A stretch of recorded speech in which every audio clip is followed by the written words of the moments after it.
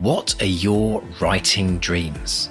Finishing that book, quitting the day job, becoming a best-selling author? Well, over 4 years, we've studied the advice of over 300 best-selling authors who've collectively sold over 500 million books. And we are excited to announce the Bestseller Academy. If you're ready to take your writing to the next level with accountability, craft, and coaching, your bestseller dreams are now only a click away. To find out more and apply, visit bestsellerexperiment.com/academy. That's bestsellerexperiment.com/academy. Let's run the show. Hello and welcome to the Bestseller Experiment, where we continue to discover what makes a bestseller and inspire you to start, finish, and publish your book. I'm Mark Stay. And I'm Mark DeVoe, and we'd like to thank you and thank everyone who's turned up to listen today, and especially our Academates and our patrons who are supporting this show and making it possible. If you'd like to support the show, please pop along to bestsellerexperiment.com/support and find out about all the goodies you get. And if you're interested in joining the Academy, pop over to academy.bestsellerexperiment.com. Mr. Stay, I'm feeling rather relaxed, actually, having been off camping for a week. You escaped the bears. I did escape the bears, although we were sitting by a river and dusk came, and lo and behold, just on the other side of the bank, we suddenly understood what the holes were in the side of the mud bank. They were bat caves, and we had about 80 bats literally skimming the water, grabbing these and they were coming so close. And all I could think of was Wuhan and COVID. I was like, but no, in all seriousness, it was absolutely mind-blowing. It was like being in some famous 5 adventure. Fantastic. Yeah, brilliant stuff. How are you keeping, sir? I'm very good. I'm still recovering from seeing my movie, which is nice. So, I heard. Tell me, because I remember getting an email from you, and you mentioned that you were it was like a last opportunity to see your film on the big screen before it's released. So tell me what happened. Where did you go? Was it in London?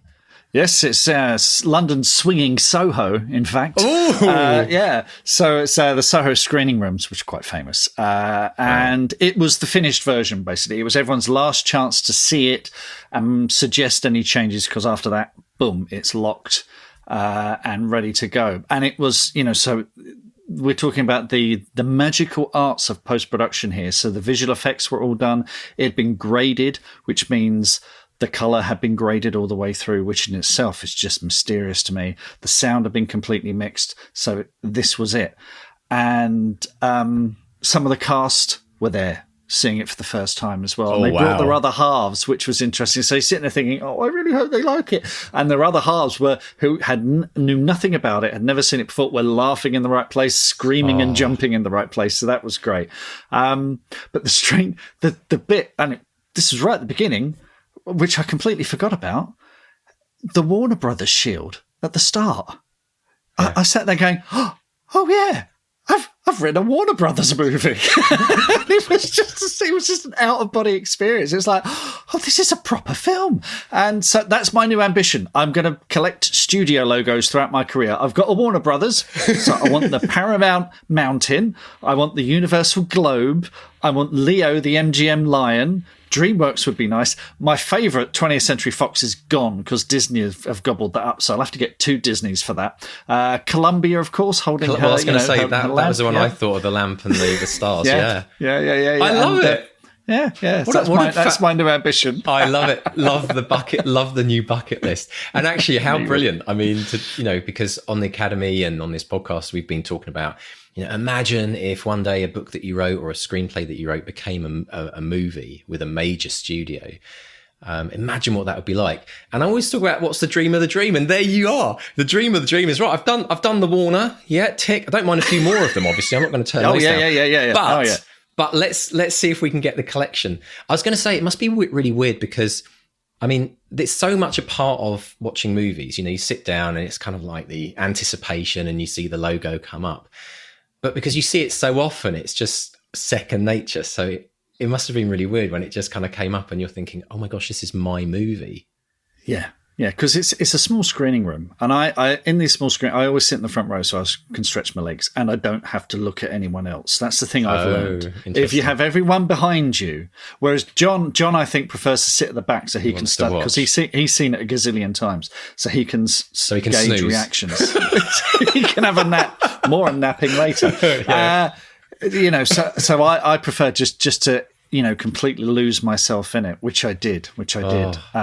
Yeah, no, it's such a brilliant experience. Fantastic, so good, and like I say, those mysterious arts of post production. So something that was shot in a wood that looked like it was a wood.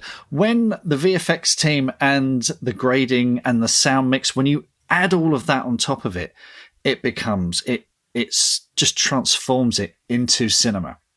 Yeah, and it really does elevate it to a whole other level. And I can tell. I think we should reveal this to people if we haven't already. I heard you in it, Mr. D. You're loud and clear. Mr. D has an audio cameo, which you're going to have to. This is it. You're going to have to make a march for the box office to hear it, and it got a laugh as well. So that's good. I can. That's brilliant. I didn't get cut then. That's amazing news. My voice did, but yours is still in. Oh. Well, I have to personally thank you, Mark, for asking me to do that, because that was such an honour and so much fun to record. I was in my studio recording, but we'll talk more about that down the road when the spoilers. Film comes out. No spoilers, yeah. Absolutely. One of the things I was going to mention is with the for anyone who's literally thinking, what on earth are they talking about? I've just shown up. There's never heard this podcast before. This is a movie called Unwelcome, which Mark wrote in 2019. Well, we finished it just before lockdown started. That's right. So 2020. And went into production. And then with COVID, there was, obviously, as every movie's had, delays and the like. But this was the final version. And there were people, now just to kind of put this into perspective of people who haven't really heard us talking about this in the podcast earlier. I mean, when you talk about VFX and things like that, we're talking about, some people who've worked on some pretty amazing movies like Harry Potter, some of the creature folks, and Paddy, Star Wars. Paddy Eason, who's the VFX supervisor. I think his first job was the Muppet Christmas Carol. Okay, so that's how far back he goes. He's worked on a lot of the Harry Potters, a whole bunch of Marvel movies, he did Robot Overlords, he did Grabbers, which is John's film before Robots. He's got an incredible CV, and the team around him are just phenomenal. The thing is, in the UK, VFX are just amazing. There are three major hubs for VFX in the world. There's obviously Hollywood, Industrial Light and Magic, and companies like that. Here in the UK, and actually Australia with Weta, and New Zealand as well with Weta.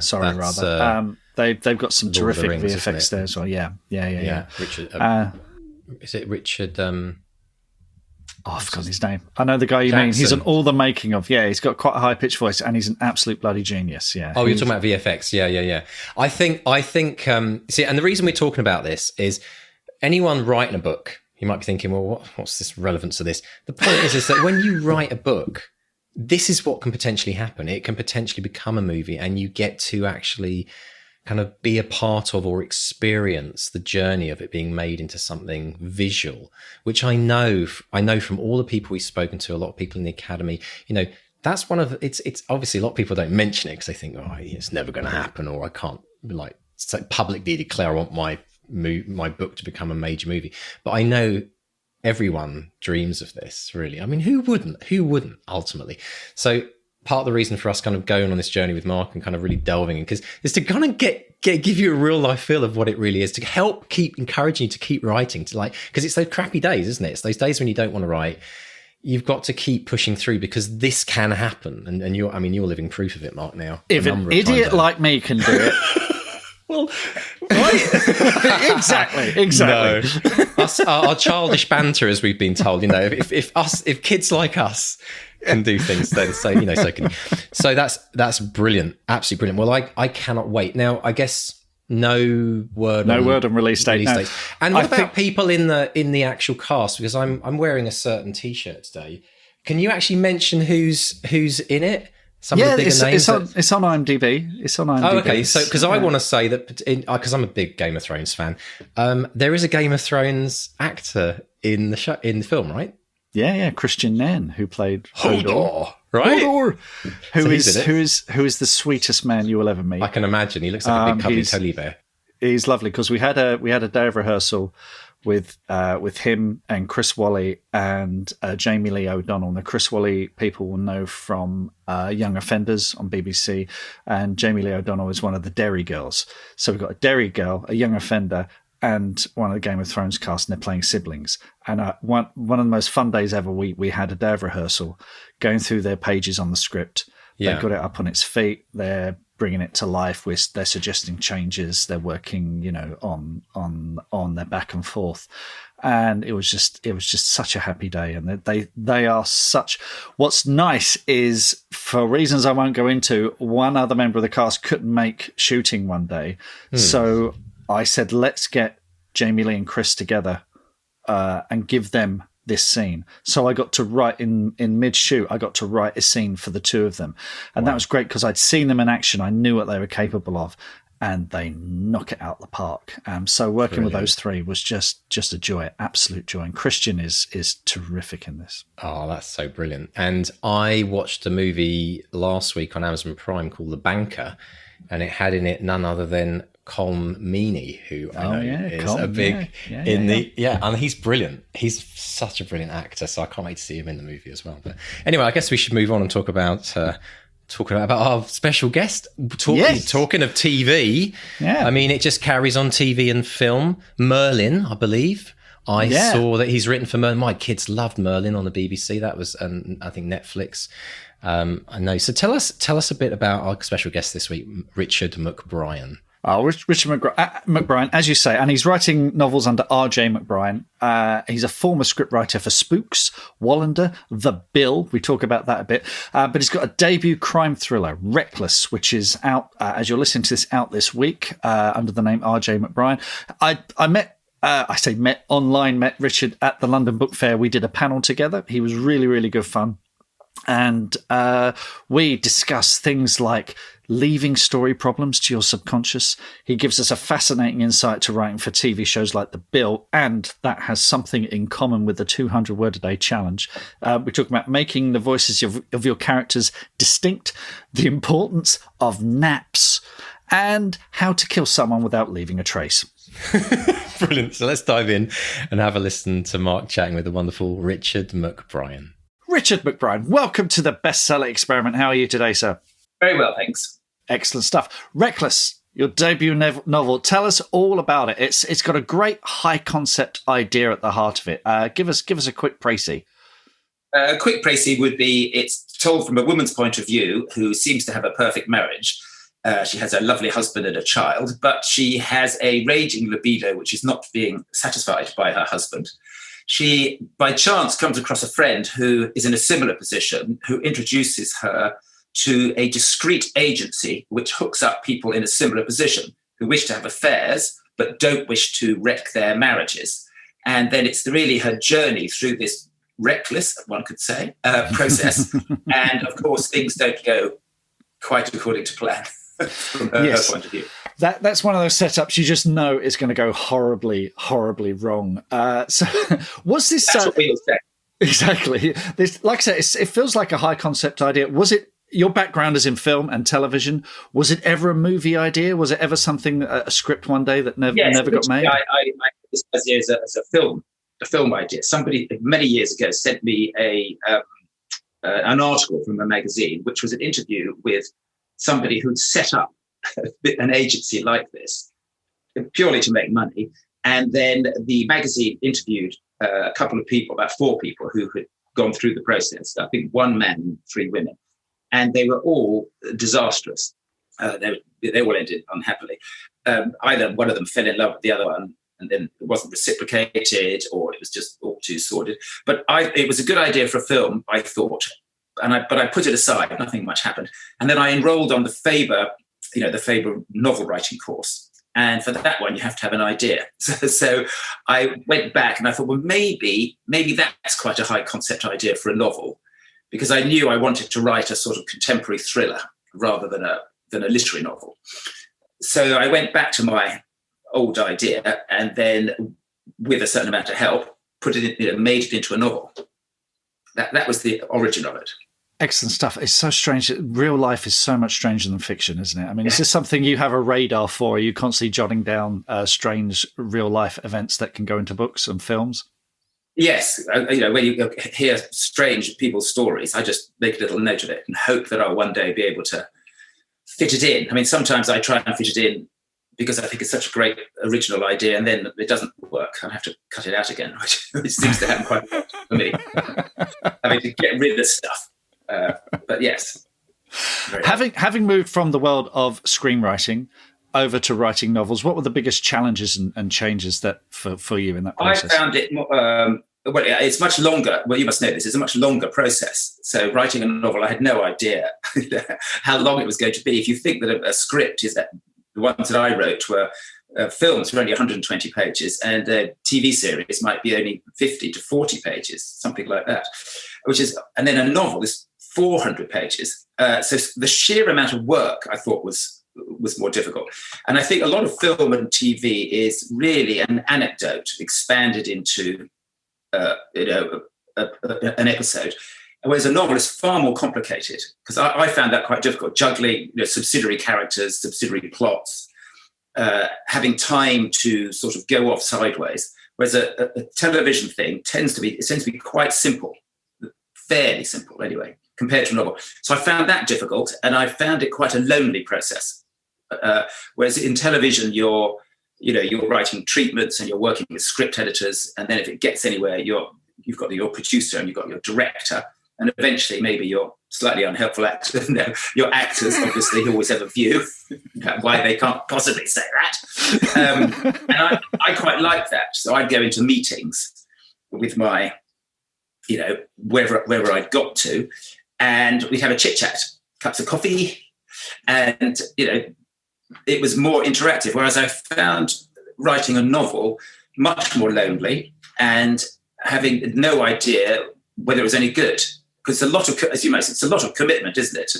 You take a big chunk of time, and you have no idea whether, especially if you're a first-time novelist, whether it's going to be any good or whether you're going to have to chuck it in the bin and nobody's ever going to buy it. Whereas in television, you tend to get commissioned. So at least you get paid a little bit, and then you have input, and then it's fairly quick. So all those things were, difficult for me. I found those challenging. Of course, when you're a novelist as well, you have to be production designer. You're describing the set. You have to be hair and costume and makeup and all of that as well. But were they big challenges for you too? Yes, I think that was true, because I sent it to a few people early days. I sent various sections, and they would say, "Well, what does this person look like?" See, in a film, you'd go, "Attractive man, mid-30s." Think athlete crossed with something else, and then they sort all that out, or the actor sorts it out. As you say, the costume designers, or you say contemporary home in a London setting, the production people sort all that out. So yes, you're right. I had to go back and think, what would this person look like? And particularly, it was tricky from my point of view, because I was writing it from a first person's point of view, was how to explain what my narrator looked like, without her saying, this is what I look like. Because obviously in a film, she just walks down the road, you get it in the hat, the clothes, the handbag, the car, all those things in films are very easy to do, because you just say, I don't know, Gucci handbag, blah, blah, dress, gets into an Audi A8 or something. And that tells you quite a lot. I find it quite difficult to have a mirror up to a person who's telling the story without people saying, oh, I do love your big hands, or whatever she happens to have. Let's talk about your career, because you did have this extraordinary career in television and film. And how did it all start out for you? What made you take that? Well, I always path? I started off by writing plays. I always wanted to write plays, so I did that at school and at university. And then I had a job cleaning loos in a flight simulating company, which was very, very boring. So I used to hide in there and write. I wrote a little play, which I entered for this is 100 years ago, for the Brighton Festival, which was the first ever Brighton Festival. Right. So it was quite easy to win this competition because nobody else had heard of it. But I won that competition, which was a one-act play. And that was quite helpful for me to get a little bit further. And then I went off to America and went to Yale Drama School as a playwright, which was also, that was helpful, but that was still doing plays. And then eventually I came back to England and realized I wasn't making enough money out of plays. And somebody said, you should write TV and start at the bottom, which was the bill in those days. The bill was on 3 times a week. And they gave a lot of chances to new people, actors, directors, writers. They would, you could do, because it was cheap. It was only half an hour. And from there, I worked in television and then in film. And then more recently, it's quite a frustrating business, the television business. So somebody said, my wife said, if you're frustrated, why don't you write a novel? Which I thought was impossible, which it nearly is. And in order to help myself, I went on this course, which is a focus. So I had to do 2,500 words a week or whatever it was. And that's how I started getting into this business. But it's all quite new for me, this whole process of the publishing business. Did you set yourself targets, sort of daily targets? Because I know with a lot of screenwriters, they tend to aim for, a certain number of pages per day. Were you aiming for a certain number of words per day? Yes, I was trying to do 1,500 words a day, which I did sometimes and totally failed on other times. But I had a tendency to go back, and which I don't know, lots of people say it's a mistake. I go back and I read what I've done before. I go back sort of 6 pages and then catch up again. And then sometimes that would mean I didn't write my 1,500 words. But I did find that doing something every day was vital. Otherwise, I would forget where I was in terms of, I couldn't hear the voices of the characters. So if I took 2 weeks off, I'd come back and I would struggle to try and get back into the whole thing. Whereas with film and television, you seem to be able to juggle things because you might be doing 2 scripts at once, or a script and a treatment and then a polish of another one. So you seem to be able to juggle things more easily. I found it more difficult to get into my character's world in prose. So I had to keep doing it every single day. Yes, you're carrying a lot more of the story on your shoulders, aren't you? Whereas in TV, yes, there'll be someone looking after the actors, there'll be someone looking after the production or whatever. Whereas it's all down to you in the end, isn't it? With a novel, I know that's what's nerve-wracking. But I mean, at the moment, I haven't had any reviews, so I'm fine. But I'm in a happy day because I've got it out, but nobody's, very few people have read it. So this is a nice time talking to you. Who knows what happens next week or whenever it comes out, 2 weeks time. So yes, it's well, going back to your thing, I think a target, but at least a target of working on it every day is important for me. And you are a write every day kind of person. Has that always been your habit? Yes, just do it like an office job. So I just come to work. I work in a sort of outhouse here, and I try and get here 8:30, and I'm working, and then lunch. Obviously, have to have a little snooze as we get older. That's creative, isn't it? Exactly. Creative. Funny enough, my wife has written the first draft of a novel, and she's written children's books before, but never a full-length novel, and she's working on revisions now. And she said to me last night, this is quite hard work, isn't it? I said, yes, that's why I need the naps. I need to recharge my brain in the afternoon. It is a middle-aged thing, I think, but I have to recharge my brain in the afternoon because there's just so much going on in there. How long do you have your snooze for? Half an hour. You go to bed? No, I this is confession. That sofa there, half an hour. I set an alarm on my phone because weirdly, I used to do this when I was a sales rep for a publisher. So I'd drive around the country, and when you'd go from south of London all the way to Dorset or whatever, that was a long day, and you didn't want to be drowsy driving back. So I would do that thing of parking in a lay-by and setting an alarm as well. And you'd wake up completely reinvigorated, actually. Just half an hour is all I need just to reboot the brain. Well, I have a similar thing. You can't see it, but I have exactly the same.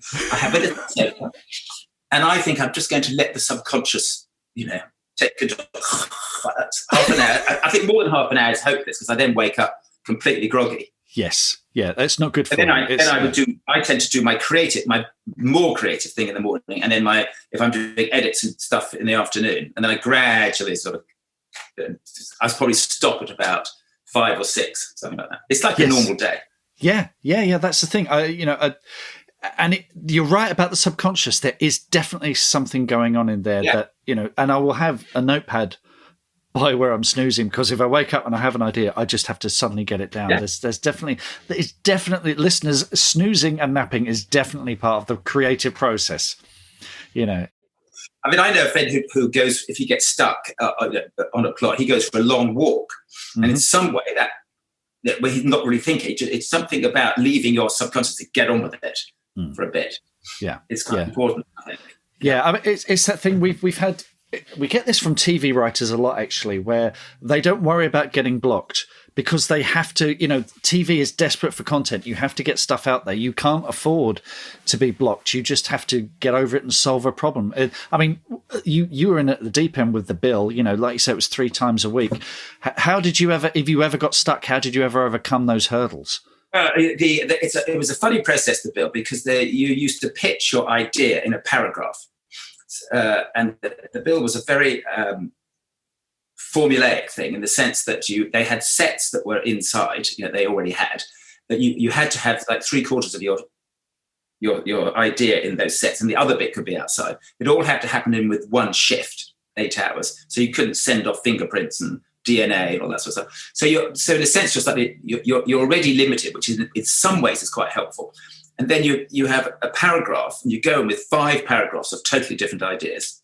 And you go, I've got an idea about an antique dealer, and then he opens up the clock and there's cocaine inside it or something. And they go, no. And then you go, and then they go, all right, then you can do number 4. And then you write up number 4 in like 4 pages. And there's no money is passed hands by this point. And they say, yeah, all right, that's quite good. Now work that up even more. And at that point, they pay you to do a treatment. Right. And at that point, you work with a script editor quite a lot. You might meet up with them and they say, well, that doesn't quite work. And then you have a prose breakdown of every scene. And then they can say goodbye, or they can say go to script. Then you do the first script. And at that point, they can say goodbye. So it's much more structured than what you're doing, what I'm doing from terms of writing a novel, because you haven't got that person pushing you along. So it's... that's what I said earlier. In a way, TV is much easier in some ways. That sort of television, because you're accountable to someone, and this is something we talk about on the podcast a lot. We've set up a 200 word a day challenge where you bank your words every day, and in some ways you're accountable to us. So, did you find a way when you're writing, when you're trying to hit your 1,500 words a day? Did you reward yourself? Did you make yourself accountable in any way? Were you telling your agent? How did you do that? Well, I was doing it's a bit similar to what you're doing, which I think is a brilliant idea that you force people to do it. Because I was doing this course every week on a last Wednesday, I had to have my 2,500 words. Even if you're writing them the night before, so that was quite a good focus. That I did find helpful, and by the time I'd done that, I was far enough along that I could see the end. Because at the beginning, I couldn't. It just seemed a very long way away to write the end. So that was helpful. I think somebody nagging you or something to push you along, or say, where's your words, or I'd like to see what it is on Friday. I think those are all brilliant ideas. Yeah. Excellent. I haven't got that at the moment. That's a slight problem. Well, I guess you're in contract, aren't you? You're published by Welbeck, so they're going to expect another book at some point. Yes. So how's that coming? Oh, it's the question you never like to ask writers in contract. How's the new book coming along? Well, it's not too bad. I won't say I'm not going to hit my deadline, but clearly I'm not, because it takes longer than I thought. But it's going all right. I'm more confident in the fact that because I've done it, at least I know I've done it once, but less confident in the sense because I'm doing it entirely without the things that you're talking about, which is somebody saying, well, can I have a look at it? And see it as it goes along.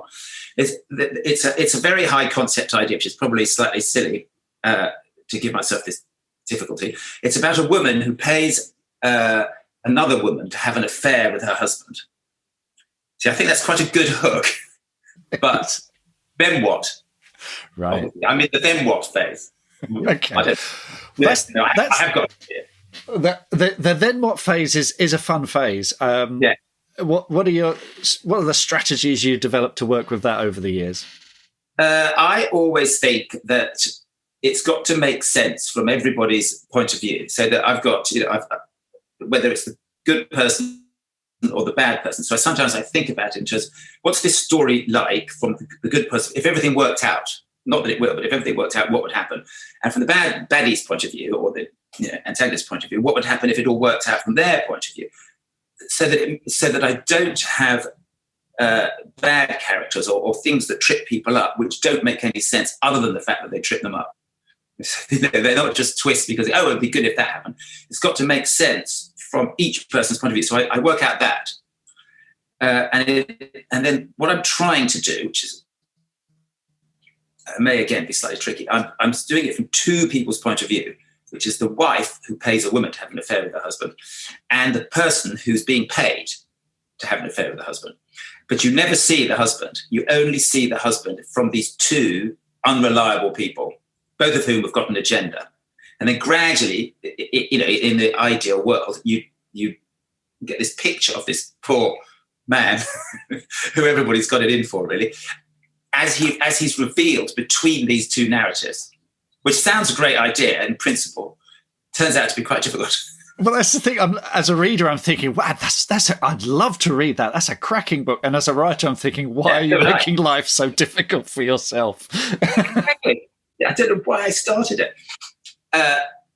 Yes, exactly. It'd be much easier if it was just straightforward idea. But I've always liked unreliable, is it Rashomon, where that film where it's told from several different points of view, or The Usual Suspects. Yeah. It's Rashomon. Yeah, I mean that's a great, brilliant film, isn't it? Where it's told from different, and every single one of them's unreliable. And I like that as an idea. Yeah, Rashomon has become shorthand in the writing community for the whole point of view, unreliable narrator argument, has it? Oh, we'll do it like Rashomon. Yeah, it's much easier said than done, isn't it? Very difficult, because again, you've got to make sense. It's got to make sense from each person's point of view. Regarding point of view, and it's something we've been having conversations about on our academy as well, about making that point of view distinct, especially if you're talking about two women who I assume are a similar kind of age and maybe perhaps background. How are you finding keeping their voices distinct? How are you working on that? I am finding that difficult. And actually, I found at the beginning when I started to get the voice of my first novel out of my head, to try and put that aside. And otherwise, I thought it's going to sound exactly like that. I decided to make them, try to make them as different as possible. The wife, who is paying the person to have the affair, is older. So she's sort of, say, 50-ish, and the other, a professional, as it were, and the other one is an actress, which is why she's employed to pull this trick off, and is much younger.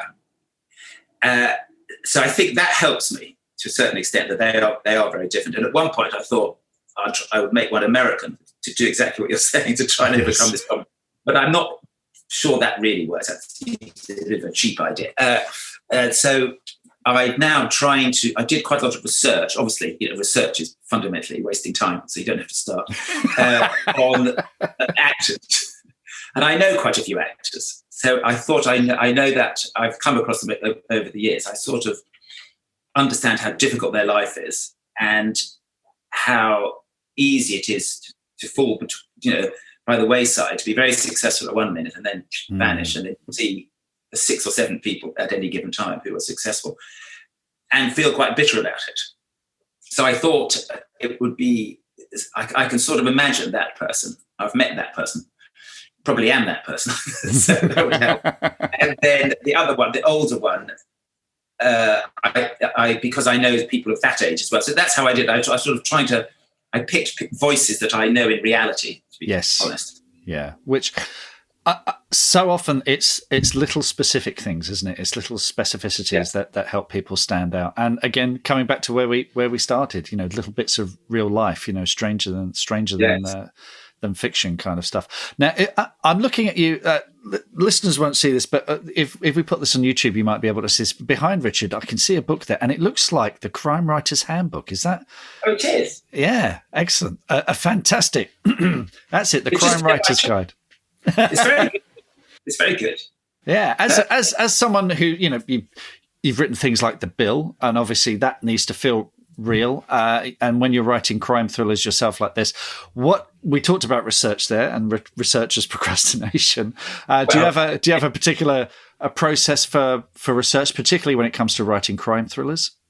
Yes, I mean in the crime that I used to do, because I did The Bill and I did some other sort of TV crime thrillers. We used to have crime advisors, so that we had ex-policemen who sat around in the Bill's office reading the newspaper and smoking cigarettes, but actually you could ask them any question.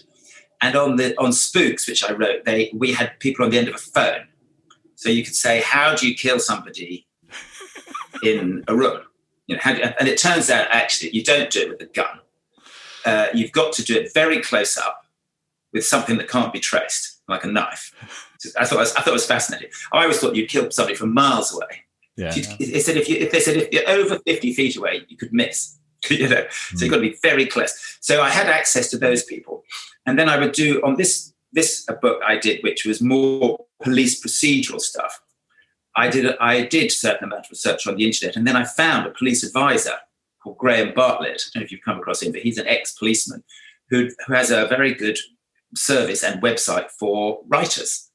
And so I got in touch with him and I said, you read my policey bits for me and tell me where I've got it wrong. And he was absolutely brilliant. He went through every single one and said, this is wrong. This is how it works. This is what a crime scene number looks like. This is how many digits it's got, all the little things that make it look a bit better. So I do a certain amount and then I cheat and ask somebody. I actually just asked him how to do it. And there's lots of police advisors out there. They're all being ex. I mean, this guy was a policeman, wasn't he? I think. He was, yeah. Michael O'Brien. Yeah.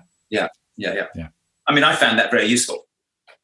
So yes, I do a certain amount, but mostly on the internet, needless to say. I don't know about you, Richard, but it feels like nap time.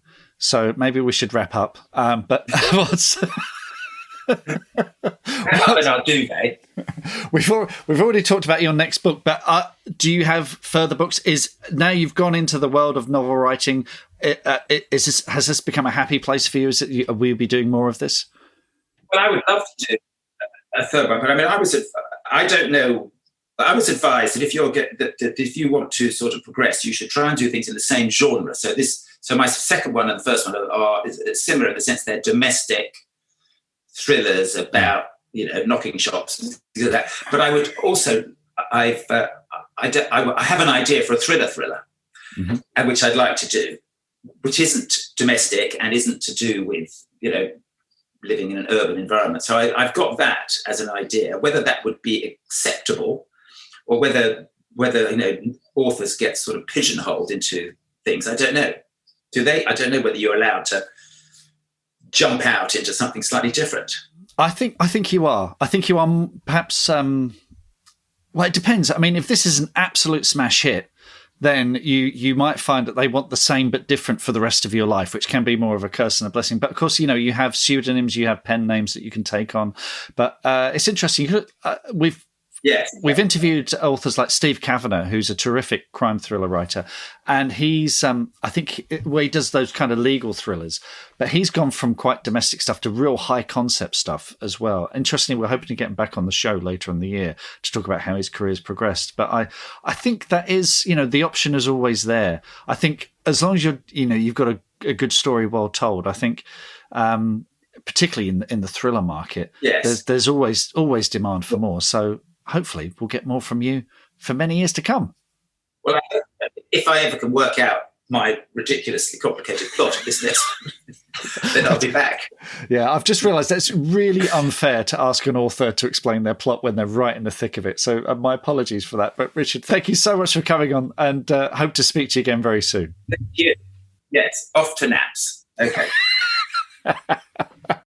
Do you know, I think that's the second connection we have with the bill, isn't it, Mark? Because we've had an author Julie on Ross. the show. Yes. Yeah, actually, there's even more. There's lots, which is funny because one of my sister's friends at school years back, she became a policewoman, and then she became one of the people that would check if the bill was correct or not, which is fascinating because that's what Richard talked about in terms of getting experts to review his work. And it really struck me, actually, that whole point about, because I know that researching is such a massive part, and I know that you're a huge stickler for, like, it's got to be right. You know, you've got to make it authentic. Because I remember even with our novel Back to Reality, you talk to bus drivers, you talk to surgeons. Was it a surgeon you reached out to? Someone in the oncology? We were talking to someone because we have someone in a coma. So I talked That's to right. an anaesthetist. Right. Anaesthetist. Yes. So and a lot of that is hugely time consuming. And it suddenly struck me when Richard talked about this. I thought, what a brilliant way of doing it is actually to write it and then ask somebody, is this accurate? And then make the tweaks. Because doing all those interviews, I actually read the other day, I was reading a book called Jackdaw by Ken Follett when I was camping, which is about World War II. It's women like going into kind of up behind enemy lines in World War II. It's really fascinating. Cool. Yeah, really good. Right, based on a true story. And I heard that Ken Follett has 3 stages to writing. He spends a year researching each book, a year writing each book, and then a year editing. And the researching part, he's paying a team to actually go out and, you know, learn about maybe special equipment in World War II so he can be really accurate about it. But I love Richard's approach in that, you know, write what you think it is, maybe do a little bit of research, and then say, because they only need to really tweak the bit. But then I guess in some ways you do get a lot of extra value speaking to people, don't you, in terms of getting more of a kind of a background, and it probably makes the writing stronger. Yeah. I mean, actually, I will direct listeners to episode 139 of the podcast, and I'll put a link in the show notes where we spoke to Lisa Cutts, who is an author, best-selling crime thriller author, but also still a working copper on the Kent Police. And she has a service where basically, and I think with Claire's book, we'll be using it soon actually, where you know, you send the book to her and she'll go, okay, the police will do this is what crime scene looks like, all that kind of stuff. So yeah, that's the Ian Rankin method, I think, which is where you write the book and then you go and research those specific points that pertain to what you're writing. I mean, what's interesting, we have a guest in a few weeks, an author called Mick Finley, who I interviewed this morning, who sort of does the research, starts the book, then does the research in parallel, historical research, which is fascinating. So stay tuned, subscribe, so make sure you don't miss that one, because that's a really interesting way of doing it. But yeah, I mean, I guess Ken Follett, one of the biggest selling authors in the world, he could afford to maybe employ a few researchers. Absolutely, yeah. 170 million books Ken sold. And I think I must admit, though, when we were writing Back to Reality, I kind of delved quite deep into a lot of the research around ley lines and Glastonbury and all those kind of things. And I've got to say, I loved it. It was so fascinating. And I think there's a tendency that you can get so sucked into it. But I must admit that a lot of the ideas that came up for our book were kind of triggered by things that I was researching, not necessarily to find an idea to write about, but to clarify something. And then I suddenly, you know, we learned about like a cave at the bottom of, do you remember that cave at the bottom of the Tor at Glastonbury, where there's magical, you know, properties in the water. All that came about because we stumbled across that whilst we were looking for things. So I think, yeah, it's interesting. There's 2 sides to research, isn't there? There's the getting it accurate, but there's also, you know, finding out new ideas. And I think, you know, even in the interview I saw with Ken Follett said, you know, a lot of his ideas are triggered by true stories that he reads about, and then he kind of adapts those stories and turns them into fiction. Well, that brings me on to my next point with Richard's interview. And Richard articulated something that happens to me, and I've never heard one of our guests say it before, because we're talking about, oh yes, real life is stranger than fiction. And Richard talked about how he makes a note of real events in the hope that he can fit it into a story. And then he starts writing that story, and then he finds himself trying to take that real anecdote out because it doesn't fit. And it happens to me every time because I read the 14 times and stuff, and I think, oh, that'd be an amazing story. Let's, and then I start writing it, and then so the true life idea triggers me to get me writing. It gives me momentum. But once I'm writing, that other person's story kind of falls by the wayside. But now I'm writing what I want to write. I'm now doing my take on it. And it happens to me every time I try and write something from real life. I'm like, actually, thank you for the idea. Off you go. I'm now busy on this now. Thank you. Bye. Exactly. Your work here is done. I love it. Well, it's great though, isn't it? It's great. So I think, anyone that thinks, there's two types of writers. I think there are writers who just have too many ideas. That's most of us, I think, especially, I have so many ideas for books constantly. And then there are other writers who struggle because they're not getting an idea that really grabs them, and they're waiting for that idea to hit them, and they go, that's worth, a year of my life writing or researching. And I think that, if you fall into that latter category, then getting inspired by real life stories, like find something you're fascinated in and delve into it and find an avatar, a character, a real life story. And like Mark says, like run with that and see what happens with the story. Because like you say, you can remove things and then it becomes almost completely unique, and it's then just an inspired by rather than based on. Although I think there's value. Do you think, Mark, there's value in having based on true events? Because I think I always like books like that, because I think, oh gosh, this is actually that this could have happened. Yeah, we love it when something is based on reality and it's strange and it's but of course sometimes storytellers can pull the wool over your eyes, because you look at the beginning of Fargo, it says based on real events. It wasn't. It was complete fiction. So you get people messing with that. But I can see the attraction, based on a true story. You get that with the Conjuring movies, because they're supposed to be based on the Amityville story, the Amityville horror, which of course didn't happen. Sorry for what it did happen, but it didn't happen. But they've managed to squeeze 8 or 9 films out of that, which is brilliant. Well done, it? But so if you can sort of slip in, this is based on So with Unwelcome, the film, it's based on a real Irish mythology. We don't sell it on that necessarily, but no. And anything with a bit of realism. But if you're talking, particularly with like political thrillers or murder mysteries or whatever, if so, All the President's Men, fantastic book and script by William Goldman.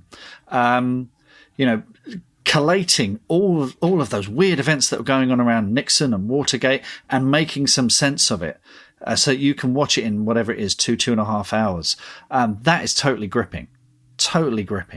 It's a real skill to pull that off and still have a narrative drive behind it, because so much of real life is just too weird. All these digressions, things happening here, people, double backing on themselves. Real life is just very, very strange. I tell you what, this is so fascinating. I want to kind of dive deeper into this. I'm going to put it out there to anyone in the academy.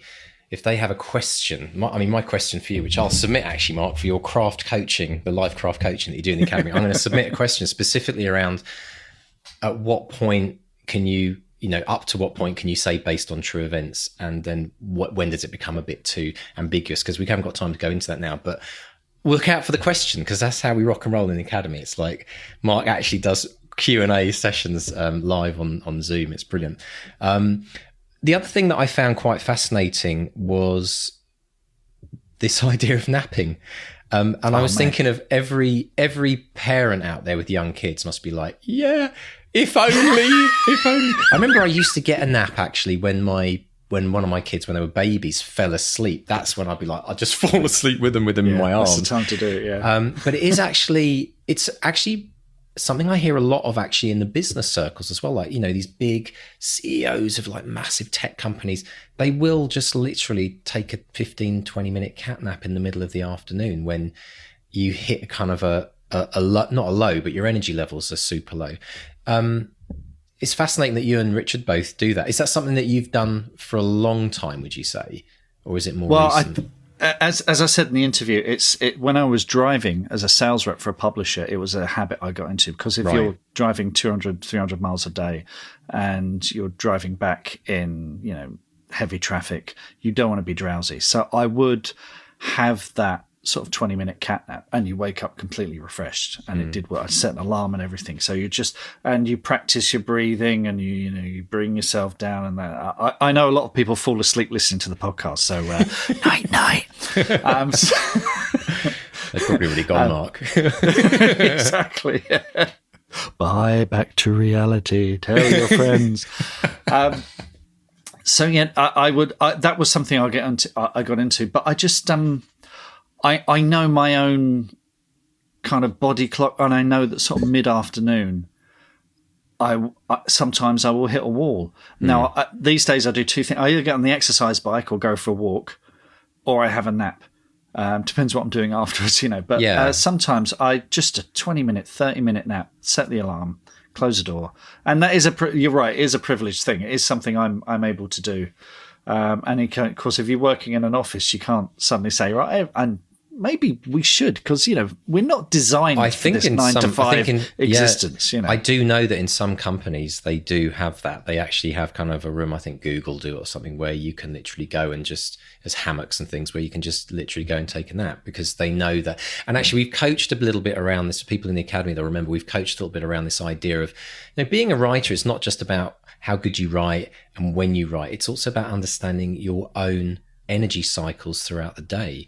And everyone's different, everyone's unique. And we kind of delved a bit into the idea of, when we hit our low moments in terms of energy, and when our creativity can kind of like dry up, or we can lose kind of momentum or motivation. And it's really important to understand the kind of human aspect of what happens to you as a writer. So we kind of delve into that as well, because I think it's part of the entire toolkit of what makes a successful writer. And I bet you a lot of bestsellers, they've studied this, and they've worked these things out for themselves, or in other ways as well. I think the other thing is you're letting your mind reboot. You're letting your subconscious sort out story problems for you. And it, speaking from my own experience, it definitely works. If you just say, okay, I'm trying too hard, I'm banging my head against a wall, let's either go for a walk or have a nap or reboot, leave it till tomorrow. The cogs are still whirring away in the background there, but they're not feeling the pressure as much. And of course, as we all know, when you take the pressure off, 9 times out of 10 you find a solution. Something happens, something ticks away at the back of the brain there. So it's yeah, completely. Yeah, I talk a lot about how the subconscious works whilst you sleep, in terms of actually organizing and sorting out problems, so that when you wake up, everything's suddenly much clearer. And that can just be because you take a nap. So it's not necessarily being lazy taking a nap. It can actually be incredibly more productive than keeping on working. So there's an interesting thought, right? I think there's something in it. I mean, as Richard said, he's in the, I love this phrase, he says, I'm in the then what phase, which is, when you're writing, you go, okay, then what? And, so you do need to recharge the batteries to get over those story hurdles. Absolutely. Brilliant stuff. So, Mark, tell me what's been going on social media this week. Oh, it's good news stories. It's good news stories, which we always love. So one of our academates, this is such good news, Savar Halldórsson has finished the first draft of his 73,000-word Icelandic noir crime novel. And he says he could not have done it without Bestseller Experiment and the Academy, who helped me develop a daily writing habit. Huge congrats to Savar there. I can't wait. Savar writes the kind of books I really, really love, actually. And I can't wait to read this. So big congrats to you, Savar. That's brilliant, Savar. And I know that Savar's actually been working on, I think it's like an Icelandic thriller, if I remember rightly. And they've been so hugely popular on a lot of the streaming services. I know that people love the Scandinavian and Icelandic kind of thrillers. So yeah, very excited for what Savar's creating there in the Academy. That's fantastic. Another academic, Joe Ruiz, he's been, now we talk about the 200 word a day habit. Joe's started a 2,000 word a day habit, which we've gone, Joe, are you sure? Joe, he says, no, seriously, 2,000. He said, nothing concrete yet, just notes and synopses, mostly free association that's morphed into bits and pieces. It's clearing out the junk. He said, I had a zero habit of writing, so I decided to reverse engineer and train myself to write 2,000 words a day, sit and write, no matter what. A bit like showing up at the gym every day. Maybe I will just stare into space on the exercise bike, but eventually I will pedal. He's done it 7 days in a row so far. He doesn't lack ideas. This is what we were saying. Ideas aren't the problem, but I've learned that what I lacked was discipline. The experiment is not over yet. 14 days to go. Joe, brilliant. We're with you all the way there, man. Go for it, fantastic. Joe. Yeah, fantastic. Fantastic news. We had some great feedback on one of our deep dives. We did a terrific deep dive with Sarah Cox on book launches. And Andrew Chapman got in touch. He says, I wish I'd heard it 6 months ago. He's got a horror novel coming out this Halloween, Jack's Game. So he's going to apply it to that. So, yeah, good luck with that, Andrew. Really hope that. And seriously, Sarah's, it's the longest deep dive we've done. It's longer than an hour and a half. And there's a downloadable sheet as well and a tick list and everything. If you've ever been on the shelf about becoming a patron and checking out the deep dives, I mean, there's over 90 of the things now, but this one is absolutely top notch, And just a little note that Robin Sarti, who's one of our favourite people, she's just been a cheerleader for the podcast for a very, very long time. She helps us out on the Academy. She's got a new dog. An 8-week-old Bernese mountain dog called Toblerone. And it's almost as if Robin has said, give me the cutest dog on the entire planet. And so she's been sharing that with the group as well, which is just adorable. So, we're all up for writers' pets, aren't we, Mr. D? Well, we are. And do you know what? I actually saw one of our Academy members. One of the things we ask people to do is we say, set your goal, declare your dream in the Academy, and then you have to say how you're going to celebrate. And we now have our second Academy member who said that they're going to get a puppy when they finish writing their book. A rescue puppy, importantly. A rescue puppy, which is absolutely brilliant. So I love it. I think bring it on. Bring on the dogs. Bring on the pets. I think it's fantastic. Yeah, absolutely great. And what a great excuse to get out walking in between all those writing sessions, keeping fit, keeping mobile. We've talked a lot about the importance of mental health on this show and keeping fit. And we spend a lot of time on our bums. That's actually a quote we should have. We spend, Mark Stay, we spend a lot of time on our bums. Yep. And I think it's very important to get up and get out and about, and that can get great ideas going as well. So brilliant. Well, thank you for sharing all that wonderful news, and congratulations to everyone. If you have any news you want to share with us, we love to talk about your wins on this show. So please do contact us. And Mark, people can contact us in many different ways. They can indeed. Come and find us on bestsellerexperiment.com. There's a contact tab there. You can contact us via email or on social media. Come to Facebook. We're Bestseller Experiment. Twitter and Instagram is @bestsellerxp. And if this podcast, in its many, many hundreds of episodes, has been in any way helpful to you, please subscribe, rate, review on your podcast catcher of choice. Every one of those little reviews or star ratings makes us a little bit more visible and helps us, spread the word to writers out there whose voices have yet to be heard, whose stories have yet to be told. And we want to hear them all. So get in touch, folks, and give us a rating. And also a big thank you, as always, to our editors, Dave and JD. Absolutely. And if you would like to get a lifetime habit of writing, try our 200-word challenge, our free 200-word challenge. Mark, am doing this. I mean, we started this a year and a half ago.